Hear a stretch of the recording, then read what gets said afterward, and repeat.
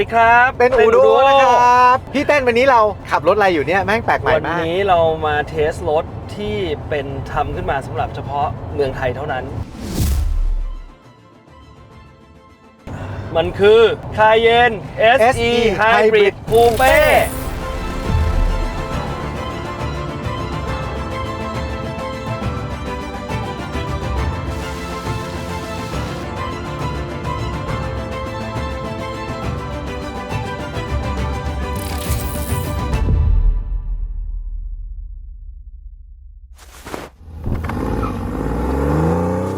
เป็นอูดูโอ powered by Tross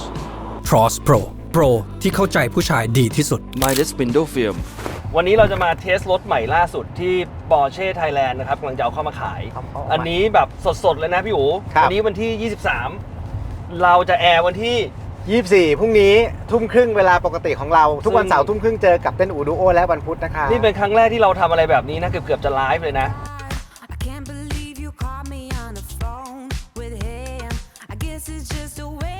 คือรถคันนี้ทำขึ้นมาเฉพาะขายในเมืองไทยสเปคนี้เท่านั้นนะฮะแน่นอนแหละพอมันมีคำว่า S อ่ะมันก็คือจะแรงกว่าธรรมดาทีนี้เราก็เลยจะมาเทสรถขับไปทางไกลจริงๆค่อยว่าอีกทีว่าเราจะไปไหนแต่ว่าไม่ได้เทสก็แก๊กๆนะนี่ขับกันเป็นร้อยกิโลให้รู้ไปเลยว่ามันดีจริงหรือเปล่าเพราะว่ารถคันนี้เป็นสเปคเมืองไทยประกอบในมาเลเซียเป็นโรงงานของ Porsche ที่มาเลเซียประกอบรถเพื่อจะขายในอาเซียนซึ่งเราเคยเห็นแล้วคันแรกรุ่นก่อนหน้านี้คือ E3 V6 ธรรมดาคันนี้เป็น E 3.2 E 3.2 S E Hybrid ต้องเน้นว่า S แบตเตอรี่ไฟฟ้าเนี่ยใช้ได้88กิโลแบบคือ E Power แบบเครื่องสตาร์ทไม่ติดอ่ะไม่ต้องติดเครื่องอ่ะได้88กิโล80โลนี่ผมว่าใช้เป็นรถไฟฟ้าได้เลยนะรถไฟฟ้าได้แล้ววันหนึ่งเราจะอยู่ในกรุงเทพเราจะใช้อะไรกันสักเท่าไหร่อย่างน้อยก็ชาร์จหนึ่งเต็มก็แทบจะไม่ใช้น้ำมันเลยข้อดีก็คือจริงๆมันเป็นรถที่ใหญ่เป็น full size ความรู้สึกพี่นะแต่ขับแล้วเหมือนรถเล็กคล่องตัวเพราะว่าเนี่ยขับอยู่เวลาเปลี่ยนเลนเวลาอะไรอย่างเงี้ยมันก็จะรู้สึกคล่องไม่รู้สึกว่ามันจะแบบวืบวาบอะไรเลยคือแบบโอเคมากๆสีมี3สีขาว Carrera White Metallic ดำChromite Black Metallic แล้วก็สีเงิน Dolomite Silver Metallic ได้แค่3สีภายในนี่ต้องบอกนะครับหนังหมดทั้งคันภายในนี่ดีมากเบาะมีให้เลือกดำล้วนกับดำแดงที่วันนี้เราได้มาตอนแรกผมคอนเซิร์นนิดนึงนะพอเขาบอกว่ารถประกอบมาเลเพราะว่าคำว่าประกอบมาเลเนี่ยมันไม่ได้แปลว่าโอ้โหแม่งนั่งเคาะตัวถังที่มาเลคือมันมาเป็นชิ้นๆเนี่ยแล้วก็ประกอบ assemble แต่ตอนเราไปโรงงานที่สตุตการ์ดคือเขาเป็นแบบทั้งแผนกไม่เป็นผู้หญิงหมดเลยแล้วก็เย็บมือติดกาวอัดผมก็มันจะเหมือนกันไหมซึ่งมาถึงเนี่ยก็มันก็เหมือนคือจริงๆพี่บอกว่านะหลังๆทุกคนจะพูดถึงรถคันนี้มีออปชั่นอะไรยี่ห้อนี้มีออปชั่นอะไรแต่ว่าสำหรับพี่นะพูดจริงนะออปชั่นอะไรก็ไม่ได้สำคัญนะเพราะเมื่อก่อนเราก็มีชีวิตอยู่ได้โดยที่มีออปชั่นพวกนี้สิ่งที่สำคัญที่สุดคือ feeling ในการขับถูกต้องว่ารถคันนั้นมันขับแล้วคุณ feeling ยังไงคุณขับแล้วคุณอยากจะเอามันออกไปขับทุกวันหรือเปล่าคุณอยากจะแบบตื่นเช้ามาแล้วกูอยากจะรีบไปทำงานกูอยากจะเสียบกุญแจแล้วสตาร์ทรถแล้วเข้าไปเนี่ยถูกต้อง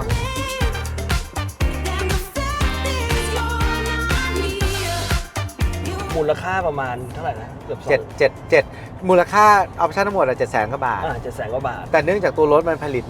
ในเซาท์อีสต์เอเชียในอาเซียนด้วยกันเนี่ยมันภาษีมันก็เลยถูกกว่าใช่ฉะนั้นคันนี้เนี่ยเอาจริงๆ comparable แล้วเนี่ยถูกกว่าประมาณ1.6 ล้านผมขับต้นขับเนี่ยใจผมเร้ามากอยากได้รถคันนี้นะครับเนื่องจากมันเป็น Thailand Market Specific เนี่ยตอนที่เขาเปิดตัว SE Hybrid Coupe ที่เมืองนอกเมื่อเดือนที่แล้วเนี่ยใครไม่เปิดผมก็งงทำไมไม่ขายวะน้อยเนื้อต่ำใจอยู่แป๊บนึงนึกว่าแบบเอาอีกแล้วเหรอคือแบบไม่ขายคนไทยอีกแล้วเหรออะไรเงี้ยปรากฏเปล่าครับเรามี Thailand Edition Thailand Pacific คือแบบเนี้ยอย่างเงี้ยก็คือจะเป็นเฉพาะตลาดเราตลาดประเทศอื่นที่เขาส่งไปประเทศอื่นอาจจะคอนฟิกอีกแบบนึงหรืออะไรอย่างเงี้ยก็ว่ากันไปใช่ก็ว่ากันไปแต่แบบผมว่าคันนี้รถ Porsche ขายดีที่สุดในประเทศไทยแน่นอนเพราะว่าแน่นอนคือโดยเซกเมนต์นี้ราคานี้ผมว่าไม่ซื้อคาเยนก็ไม่รู้จะพูดยังไงช่องเราก็ไบแอดหน่อยๆนะแต่ช่างมันไม่ใช่หน่อยๆช่องเราไบแอดมากอยู่แล้วคือไม่อยากจะพูดว่าผมแม่งเคิร์มตั้งแต่วันที่เขามีเดียบรีฟเราว่ารถอะไรทำยังไงให้อะไรราคาเฮ้ยผมแม่งแบบซื้อเลยได้ไหม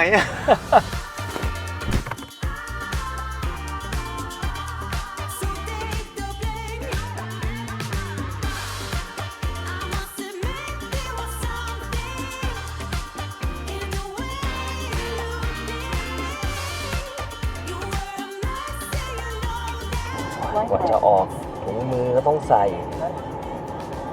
คือพี่เห็นพวงมาลัยหนังสวยๆนี่ไหมเดี๋ยวมันเป็นรอยเนี่ยเล็บจะไปโดนเข้าใจไหมพี่ อ่างเก็บน้ำลำตะคองตอนนี้ก็เลยลองให้อูขับดูบ้างก็โอเคนะ นั่งอยู่ก็นุ่มนะ ก็สมูทไม่น่าเชื่อพี่ เดี๋ยวขอลองหลับดูหน่อย เดี๋ยวดิ ฮะเอาเลย ก็วันนี้เรามีเพื่อนมาด้วย 2 คนมีพอลนะครับที่เพิ่งออก RS ไปแต่ว่าอันนี้เป็นทัวริงเขาก็เลยเอา 997 Turbo ที่เขาเพิ่งซื้อมาจากคุริ เพิ่งออกมาเป็นกัน ใหม่ๆเลยเพิ่งลอกติ๊กเกอร์ออกมาสีขาวว่าสวย สวยเลยนะ สวยมากสวยมา อั ก นนี้เป็นแรปก็สวยแต่ว่าสีขาวสวยกว่า ใช่ แล้วก็มี GT3 IS ของทอม 992 G3 RS แล้วก็2 GT3 IS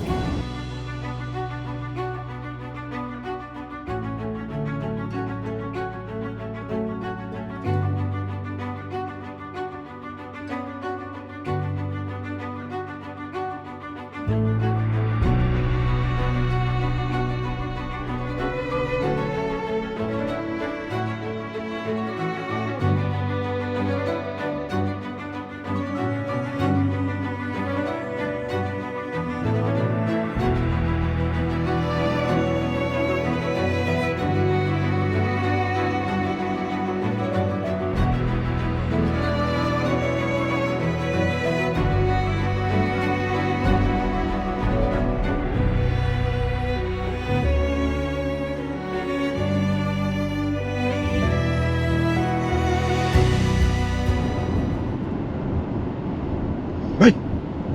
พี่ อืม ตื่นทำงานด้วยกันทำงานด้วยกันไม่ใช่ผมทำคนเดียว กูไม่ได้ง่วงกูแค่จะอ้วก แหมพูดซะ สายตาอ่ะเป็นไงฮะเมื่อกี้ได้ลองหลายๆโหมด ก็ดีนะพี่ยังไม่ได้ลองขับที่ยังไม่ได้ขับสปอร์ตเลยแต่แค่กดบูสต์ไปทีนึงแล้วโอ้โหแม่งแรงสะใจอ่ะ พุ่งแบบปื๊ดเลยนะ พุ่งน่ากลัวมากแล้วก็คือมันอาจจะรู้สึกว่านุ่มนวลแต่ว่ามันอยู่คือบอดี้โรลอาจจะยังเยอะอยู่เพราะว่าเราไม่ได้ปรับ suspension ให้มันสปอร์ตหรืออะไรเลยก็คือ normal แล้วขับมาเรื่อยๆเนี่ยแต่ว่ามันอยู่คือเปลี่ยนเลนอะไรเงี้ยอาจจะรู้สึก body roll wobble นิดหน่อยแต่ว่าไม่ได้น่ากลัวแล้วก็เนี่ยถนนตรงนี้ไม่ค่อยดี ถนนป่าถนนแบบ ปูปะแล้วก็ขับแบบก็ magic carpet อ่ะ โอเคนะเนี่ย โอเคมากๆอ่ะเนี่ยพอถนนเรียบปุ๊บเงียบละ มันไม่มีความกระเด้งกระดอนหรือนุ่มจนเกินไปด้วยซ้ำนะถ้าถามพี่นะเพราะบางทีอย่างนั้นนุ่มเกินไปมันก็จะแบบโฟลตอ่ะ มันจะเด้งไม่หยุดอ่ะวู้ ใช่ วู้อย่างเงี้ย แต่ว่าก็ปอร์เช่เขาไม่ได้จะ expect อะไรน้อยไปกว่านี้พูดตรง ถูกคือซื้อปอร์เช่แล้วยิ่งเป็นคูเป้แล้วเป็น S เราก็ expect ว่ามันจะต้องจริงๆ expect ว่าจะกระด้างกว่านี้นิดนึง ใช่ อันนี้ต้องถือว่า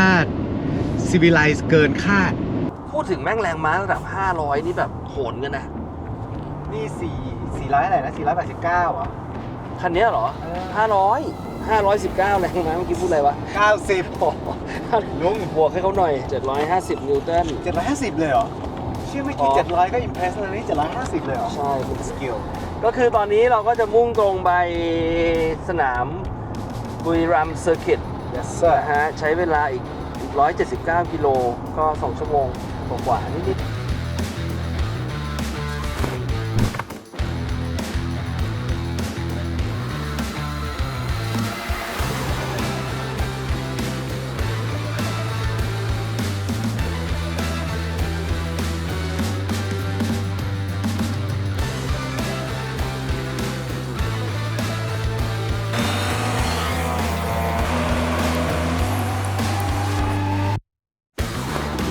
เราถึงสนามบุรีรัมย์ International Circuit แล้ว มาถึงงาน Track Day ของ SCD คือจะดูเหมือนเรามาสายนะ แต่จริงๆเขาเริ่มบ่ายวันนี้เพราะเขาจะเริ่มไปถึงกลางคืนเลย เขาเริ่มบ่ายโมง แต่ว่าเราอาจจะสกิปช่วงนั้นไปหน่อยเพราะว่าเรารีวิวคันนี้อยู่ คอนเทนต์ของตัว Track Day เองเราก็จะมีด้วยนะ แต่ว่า EP นี้เราขอคอนเซนเทรตกับเจ้านี่ก่อน มันมีพวกดีเทลอย่างอะไรมันๆอะไรเงี้ย คือ Black พวกกริลพวกเนี้ยแทนที่จะเป็นดำด้านก็จะเป็นดำเงา เป็น gloss black ทั้งคัน ไฟ ไฟหน้า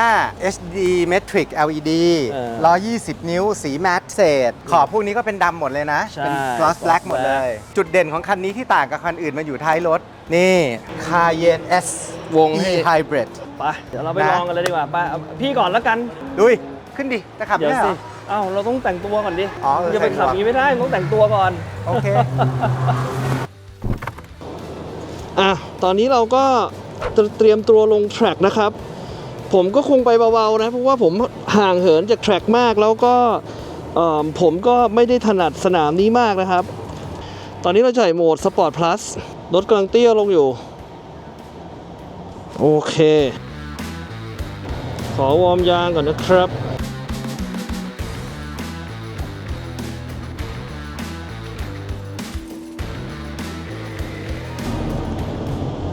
โอ้โหเลี้ยวไม่เข้า โอเคคือเราจะทำเขาเป็นเหมือนรถแบบ911ไม่ได้อะยังไงมันก็ต้องมีแบบบอดี้โลนิดนึงอะ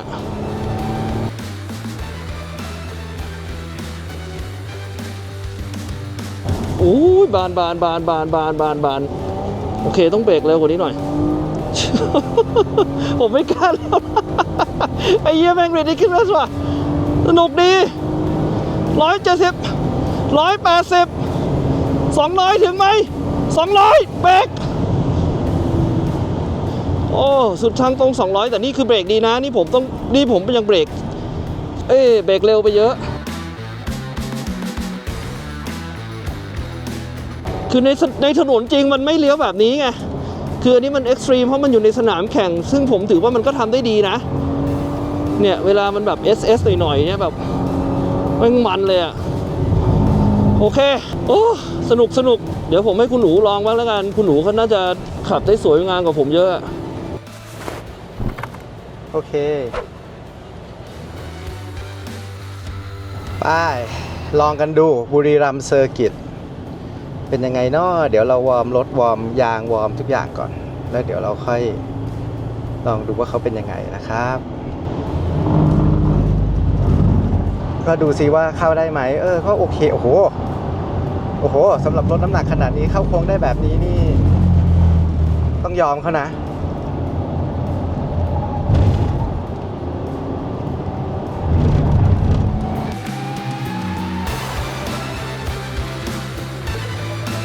คือตอนนี้อยากรู้ลิมิตรถว่ารถลิมิตมันอยู่ตรงไหน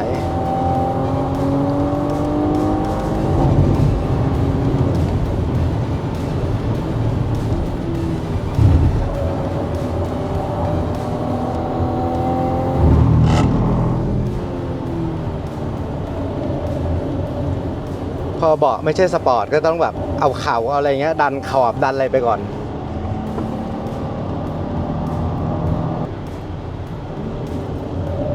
ขอรอบเดียว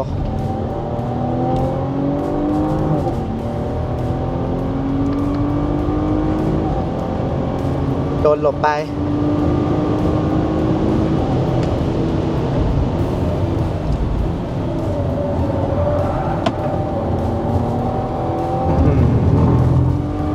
คือ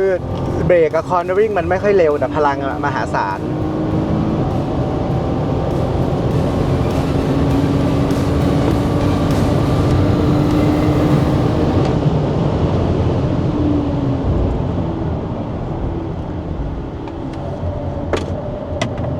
อย่างที่บอกนะครับก็เอาขาดันไว้แรงตอนออกจากโค้งนี่แม่งมหาศาลนะพูดเลย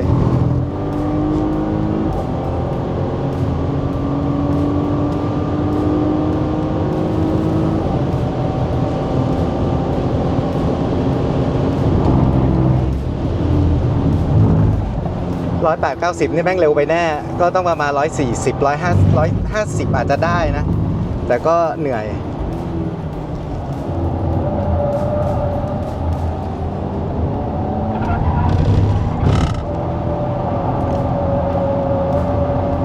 ออกไม่ได้แล้วโค้งเนี้ยเสียละ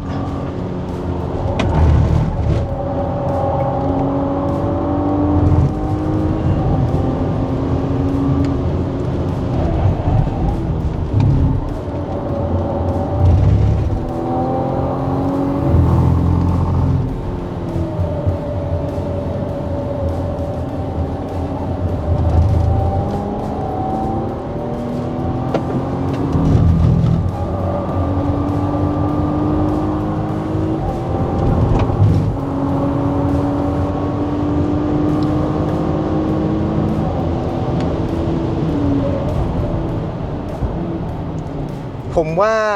ช้ากว่า86ผมนิดเดียวอะ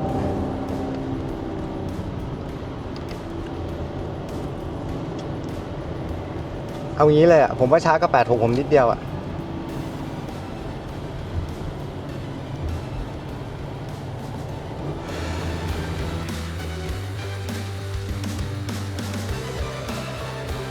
โอเคมันก็สนุกดีนะคลิป มาก สั้น คือไม่น่าเชื่อว่ารถคันเท่านี้ทำเวลาได้แบบนี้ แต่ต้องบอกก่อน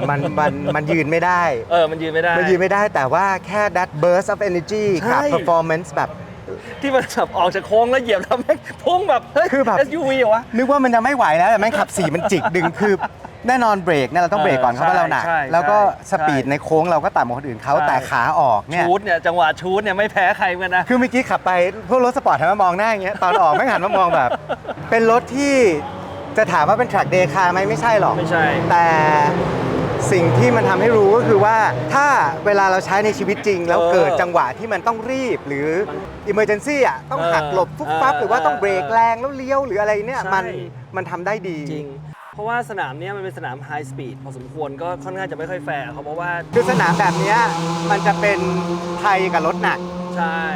ฉะนั้นเนี่ยอย่างเราปาเนี่ยเราเบรกกันที่เลี้ยวผักปุ๊บเราเร่งหนีไปเนี่ยมันทำได้อย่างสะดวก ไปได้ใช่ มันไม่ได้แบบว่าอุ้ยอ้ายหรือแบบอะไรอย่างเงี้ยเพียงแต่ว่าก็ตามภาษารถ SUV รถหนักโอเค ก็สนุกดี เดี๋ยวพรุ่งนี้เราก็ขับกลับ ครับ วันนี้เราก็เป็นจอยอย่างอื่นก่อน แล้วก็ให้เจ้าเทเย็นพักมาง ใช่ก็เราทั้งสองคนขับไปแล้ว ผมเอารถมา 2 คัน ใช่ เดี๋ยวจะขอลงไปลุยหน่อย เมื่อกี้ลองแล้วจุดอ่อนจุดแข็งมันต้องมีปรับนิดหน่อย ใช่ เดี๋ยวก็ลงไปใหม่ โอเค งั้นก็ไปเดี๋ยววันนี้เราขับกลับก็ว่ากันอีกทีนะครับ ครับ เจอกันครับ So take the blame, you were never mine too long. โอเค ตอนนี้ก็กำลังขับกลับแล้วครับ บอกว่าตอนนี้แย่งกันขับนะ ตอนนี้ถึงตาอูขับกลับอีกแล้วนี่ดีว่ะ อยากได้อ่ะ คือไม่ได้แบบไม่ได้อวยนะ ดีจริงๆ เพราะเราลองมาหมดแล้วอะเอาไงดีอะ รวมตังค์ในหัวอยู่ เอาตังค์กูไปเลยเถอะ คือขับมาเป็นแบบเหมือนนี่คือเราใช้ชีวิตจริงเราอ่ะ ใช่ คือขับมาไกลคือรถพวกนี้เราซื้อเราก็คงจะใช้ขับไกลก็ขับใกล้ด้วยแต่หมายถึงว่ามันก็เป็นรถครูเซอร์ที่เหมาะที่จะมาต่างจังหวัดหรืออะไรอย่างเงี้ยแล้วก็ลงแทร็กแล้วก็ขับได้แบบเต็มที่ คือถ้ามันจะขับดีขนาดเนี้ยซื้อแม่งเลยเถอะ จริง พี่โทรไปบอกที่ AS เลย เอาจริงปะเนี่ย เตรียมใบจองซื้อแม่งไม่คือไม่ เดี๋ยว ใช่ นะ เดี๋ยวนะ นี่มึงมาป้ายยาคนอื่นแล้วมึงลืมล้างมือแล้วไปเข่าจมูกตัวเองวะเนี่ย พี่อ่ะ ความผิดพี่อ่ะ พี่ไม่ชอบล้างมือไปป้ายเขาเสร็จแล้วก็มาแบบรูปหน้ารูปตาผมทำไมก็ไม่รู้อ่ะแม่ง นี่สรุปว่าเดี๋ยวนะนี่สรุป คือ ว่า เซ็ง ป้ายยาตัวเอง คือกำลังจะซื้ออยากจะได้รถครอบครัวเพิ่มอีกคันนึงเพราะว่าพวกคาเยนเก่าหรืออะไรที่บ้านที่มันแบบมันเก่าหมดเลยไงซึ่งลูกผมก็แบบเริ่มโตไง ลูกชายผมแม่งสูงกว่าผมแล้วอายุ14อ่ะมันก็ดูอยู่แล้วไงแล้วพอแบบแล้วคือราคาอย่างนี้มันไม่ต้องตัดสินใจง่ายอ่ะ ก็จริง ตัดสินใจง่าย นี่คือไม่ใช่ว่ารวยนะครับ อันนี้เขาเรียกว่าอะไรนะครับ ผมไม่ได้รวยผมแค่ไม่มีวินัยทางการเงิน ไปงั้นเราไปเลยหน่อยปอร์ รี เช่ บกลับ ไทยแลนด์พัฒนาการไปไม่ต้องจองแล้วจ่ายเลย ก็ จะได้เป็นคันแรกเลย จองได้วันนี้ที่ EP นี้ออกเนี่ยคือจองได้แล้วนะ แล้วถ้าผมเข้าใจไม่ผิดเนี่ยรู้สึกรับปลายเดือนสิงหา เร็วเลย โอเค เออ ไป ถ้าวันนี้อู๋เข้าไปจองก็น่าจะได้เป็นคันแรก ไม่รู้ ไป ต้องแข่งกัน โอเค let's ต้อง go เฉียนหัวกัน ไปปอร์เช่พัฒนาการ let's go ไป มาปี ยาตัวเองสำเร็จ มามีดีใจไหมเราจะมีรถใหม่ขับกันแล้ว ไม่ต้องขับรถเก่าแล้ว เร็วๆดิพี่เต้เร็วๆดิ เสียใจเป็น เร็วๆดิ เดี๋ยวชนที่ชาร์จ เร็ว น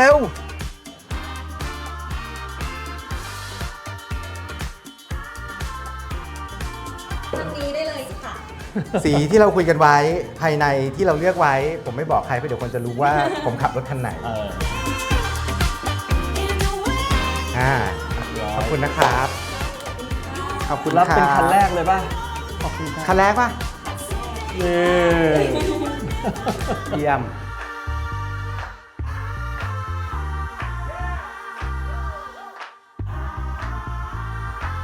เป็นอูดูโอ powered by Tross Cross Pro Pro ที่เข้าใจผู้ชายดีที่สุด Midas Window Film